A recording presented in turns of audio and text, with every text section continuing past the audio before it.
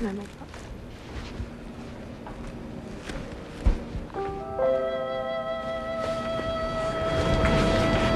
Lizzie?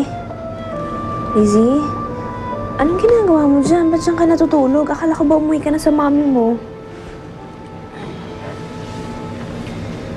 Humingi kasi ako ng tulong kay mami. Pero, hindi naman siya handang tulungan to si daddy.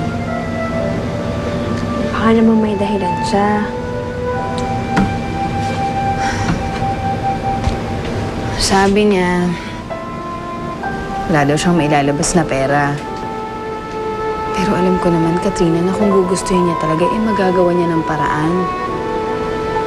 Ayaw niya lang talagang tulungan ng daddy ko. Anong balak mo? Hindi ko alam. Maguluhan ako eh. Lizzie? Ikaw ba yan? Daddy, andito lang po ako.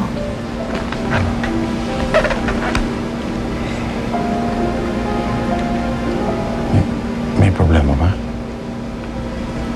Wala po. Gusto niyo pong kumain? May dala po si Katrina. Basta saluhan mo ako. Oo naman. Ito, may burger, may bopis. Ano ba ito? Adobo. Adobo siya. Alam mo, anak, tutuwa ako at dito ka sa tabi ko. Kung hindi siguro nasiraan na ako ng ulo, buti na lang mataas ang pasensya mo sa akin. Siyempre naman. Mahal na mahal kaya kita. Anong gusto mo dito? Kahit na ano. Sige, itong burger na lang. Thank you.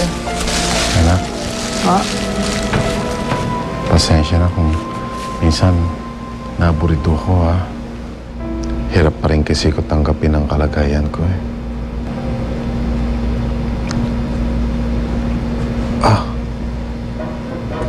Daddy? Bakit po? Mga mata ko, sakit.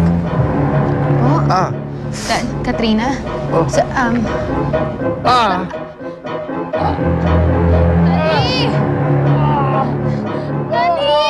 Hindi pumayag si Rizzy sa pinagagawa ko. Eh, sino ba naman matinong taong gagawa nun? Galit naman siya sa nanay niya eh. Galit nga siya, oo. Pero kawawa naman yung bata.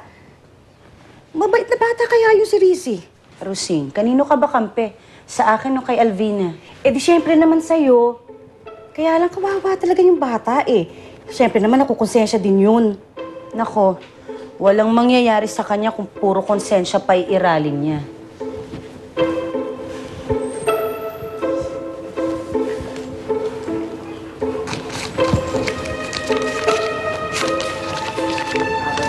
Oh, ano to?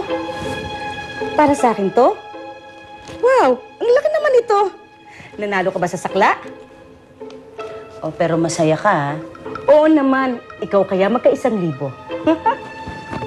Yan ang sinasabi ko, eh. Ang pinaiiral ko, konsensya ko, wala kang 1,000 ngayon. Bakit? Saan ba galing tong perang to? Ako, huwag ka na magtanong, gastusin mo na lang. Iisipin ko na lang kung ano ulit pwede kong gawin para mapapayag ko si Rizzy. Dok, bakit po sumakit ang mga mata ng daddy ko? Kailangan suriin natin ng gusto ang kanyang mga mata. May posibilidad na nag-develop ng iba pang mga komplikasyon. Lumalala na po ba ang sugat sa mga mata ng daddy ko? Higit pa roon, dahil kung di natin maagapan ito, baka magkaroon pa ng iba pang komplikasyon at madamay ibang parte ng kanyang mga mata. I would suggest na kailangan ma-operahan siya kaagad